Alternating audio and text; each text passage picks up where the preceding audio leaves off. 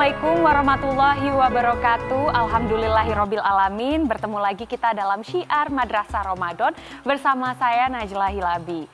Gimana adik-adik? Apa kabarnya semua? Gimana rasanya menjalankan ibadah Ramadan di rumah saja? Nah, meski adik-adik di rumah aja nih, tapi kita tetap bisa melakukan banyak aktivitas yang bermanfaat loh.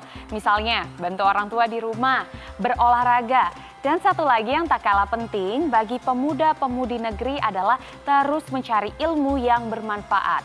Nah, hari ini saya ingin mengajak adik-adik semua untuk bersama-sama belajar dengan Dr. Uril Bahrudin, Wakil Rektor sekaligus pengajar dari Universitas Islam Negeri Maulana Malik Ibrahim Malang. Nah, adik-adik tetap saksikan terus sampai akhir karena nanti akan ada kuis berhadiah yang akan diberikan di penghujung acara nanti. Nah, kita lihat dulu yuk profil pengajar hari ini. Dr. Uril Bahrudin Magister Agama, saat ini menjabat sebagai Wakil Rektor Universitas Islam Negeri Malik Ibrahim Malang. Dr. Uril juga aktif mengajar pada beberapa program pendidikan, dari tingkat sarjana hingga magister yang ada di UIN Maliki Malang. UIN Maliki Malang bermula dari gagasan para tokoh Jawa Timur yang ingin mendirikan lembaga pendidikan tinggi Islam di bawah Departemen Agama. Universitas ini tidak hanya mengembangkan ilmu pengetahuan yang bersumber dari metode-metode ilmiah, tapi juga dari Al-Quran dan Hadits sebagai sentral keilmuan. Sampai saat ini, UIN Maliki Malang memiliki 6 fakultas dan 1 program pasca sarjana yang melahirkan lulusan berpredikat ulama yang intelek profesional dan intelek profesional yang ulama. Nah, kira-kira apa ya yang akan kita bahas hari ini?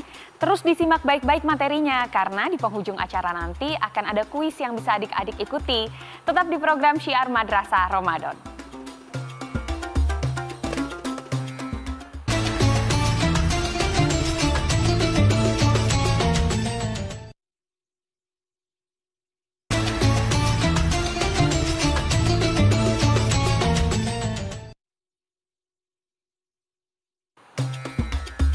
Masih di Syiar Madrasah Ramadan, pasti adik-adik semua sudah tidak sabar ya mendengarkan pembahasan hari ini. Cepat merapat karena kita baru saja akan memulai pembahasan dengan Dr. Uril yang akan membagikan kita ilmu tentang hubungan dengan non-muslim. Nah, ini dia penjelasannya. Bismillahirrahmanirrahim. Assalamualaikum warahmatullahi wabarakatuh. Alhamdulillahirabbil alamin, wassalatu wassalamu ala asyrafil anbiya'i wal mursalin sayyidina wa maulana Muhammadin wa ala alihi wa sahbihi ajma'in birahmatika ya arhamar rahimin. Allahumma la sahla illa ma ja'altahu sahla wa anta taj'alul hazna idza syi'ta sahla. Adik-adik sekalian yang berbahagia, puji syukur marilah kita panjatkan kehadirat Allah Subhanahu wa taala. Pada tahun ini kembali kita bisa diberi kesempatan oleh Allah Subhanahu wa taala bisa melaksanakan puasa di bulan suci Ramadan 1441 Hijriah. Ramadan kali ini memang berbeda dengan Ramadan sebelumnya karena pada saat ini kita sedang menghadapi musibah yang diberikan oleh Allah kepada kita, bukan hanya umat Islam tetapi semua manusia di dunia ini menghadapi musibah pandemi COVID-19. Kita sebagai seorang muslim pasti kita memiliki sikap yang optimis.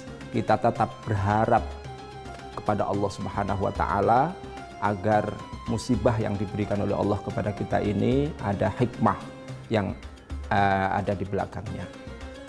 Karena itu mudah-mudahan Allah Subhanahu wa taala segera mengangkat musibah ini dalam kondisi kita dalam keadaan berpuasa ini. Adik-adik sekalian, materi kita pada saat ini adalah hubungan dengan non-muslim. Materi ini penting karena dalam kehidupan kita pasti tidak sendirian. Kita harus berinteraksi, berkomunikasi dengan orang lain. Orang lain yang kita ajak berinteraksi banyak sekali. Ada yang muslim, ada yang non-muslim, dan seterusnya. Karena itu, sebagai seorang muslim, kita telah mendapatkan panduan dari Allah Subhanahu wa taala melalui ayat-ayat Al-Qur'an di mana kita ada tuntunan dari ayat-ayat tersebut. Di antara sekian ayat-ayat Al-Qur'an yang bisa kita jadikan sebagai pedoman dalam rangka kita berkomunikasi atau berinteraksi dengan non-muslim adalah surat Al-Kafirun yang insya Allah adik-adik semuanya sudah hafal surat ini. Namun akan saya bacakan surat ini. A'udzubillahi minasyaitonirrajim. Bismillahirrahmanirrahim. Qul ya ayyuhal kafirun la a'budu ma ta'budun wala antum 'abiduna ma a'bud wala ana 'abidum ma 'abadtum wala antum 'abiduna ma a'bud lakum dinukum waliyadin. Adik-adik sekalian, ayat ini surat Al-Kafirun ini diturunkan oleh Allah Subhanahu wa taala sebelum Nabi Muhammad SAW hijrah ke Madinah. Karena itulah disebut dengan ayat-ayat Makkiyah. Surat Al-Kafirun ini terdiri dari 6 ayat. Di dalamnya terkandung beberapa pelajaran yang penting yang bisa kita jadikan sebagai pedoman dalam hal kita berkomunikasi dengan orang lain, utamanya non-muslim. Minimal ada 4 hal yang bisa kita sampaikan dalam kesempatan ini. Adik-adik sekalian, yang pertama adalah bahwa kita umat Islam tidak boleh menyembah atau beribadah kepada Tuhannya orang non-muslim. Ini adalah akidah kita, keyakinan kita. Ya, yang pertama. Yang kedua adalah bahwa Tuhannya kita, Tuhannya orang Islam itu berbeda dengan Tuhannya orang non-muslim. Dan ini juga keyakinan kita, akidah kita. Kemudian yang ketiga, apabila ada orang yang mengajak kepada kita untuk beribadah, menyembah kepada Tuhan selain Tuhan kita, non-muslim, kita harus menolaknya. Dan yang keempat, yang paling penting adalah dalam surat ini mengajarkan kepada kita bagaimana kita umat Islam harus memiliki sikap toleransi kepada agama lain. Kita harus menghormati orang lain yang memiliki keyakinan berbeda dengan kita. Tidak boleh kita memaksakan diri kita. Kita harus tetap memberikan toleransi, menghormati, saling menghargai. Dan itulah yang dikatakan oleh Allah dalam surat Al-Kafirun, lakum dinukum waliyadin. Jangan kemana-mana adik-adik sekalian, kita akan lanjutkan materi ini dalam sesi berikutnya. Itu tadi sebagian materi tentang hubungan dengan non-muslim. Selanjutnya masih banyak materi yang akan kita bahas, tapi setelah yang satu ini ya, tetap dalam program Syiar Madrasah Ramadan.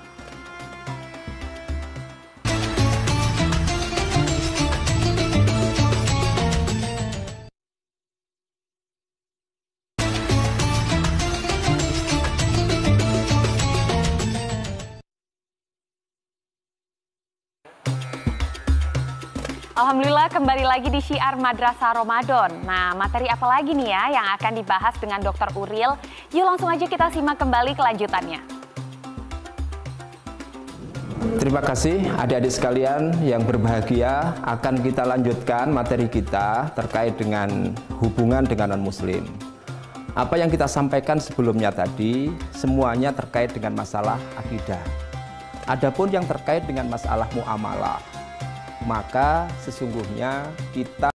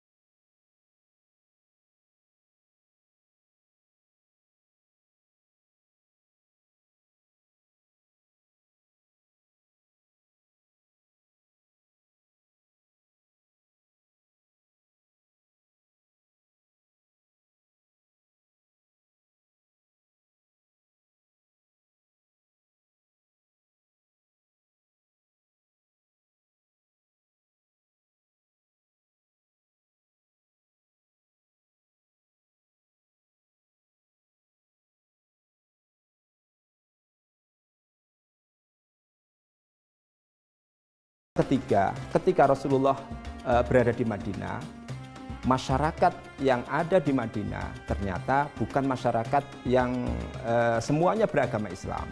Di sana banyak sekali orang-orang yang beragama Yahudi, ada juga orang-orang yang beragama Nasrani, dan tentunya ada umat Islam di sana. Umat Islam di Madinah hidup dengan damai, dengan rukun, kemudian Rasulullah SAW tidak pernah mengusik hati mereka, tidak pernah mengganggu mereka, dan seterusnya. Adik-adik sekalian, bahkan dalam sebuah riwayat ya diceritakan ada seorang perempuan tua.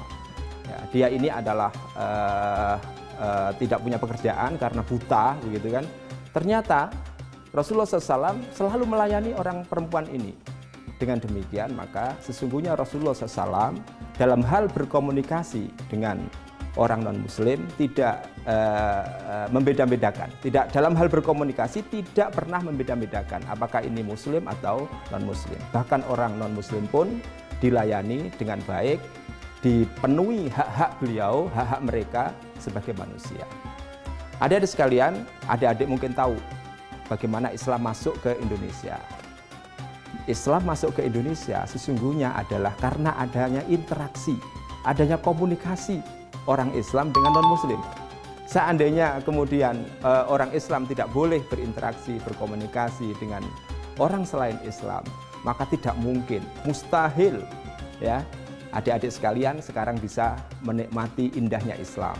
Mustahil Islam akan bisa sampai di Indonesia. Karena itu maka di dalam Islam diperbolehkan, tidak dilarang, bahkan harus kita berinteraksi dengan siapa saja, termasuk dengan orang-orang non-muslim. Islam kita nikmati hari ini adalah berkat adanya interaksi dan komunikasi itu. Dengan demikian, maka dalam hal kita berinteraksi atau berkomunikasi dengan non-muslim, maka di sini perlu kita bedakan menjadi dua. Yang pertama adalah terkait dengan masalah akidah, adik-adik sekalian. Kalau terkait dengan masalah akidah, tidak ada tawar-menawar. Kita punya Tuhan sendiri, kita punya cara beribadah sendiri. Tidak boleh kita mengambil atau mencoba untuk beribadah atau menyembah Tuhannya orang non-muslim. Ini akidah kita, ya. Dan kalau diajak pun kita tidak boleh mengikutinya.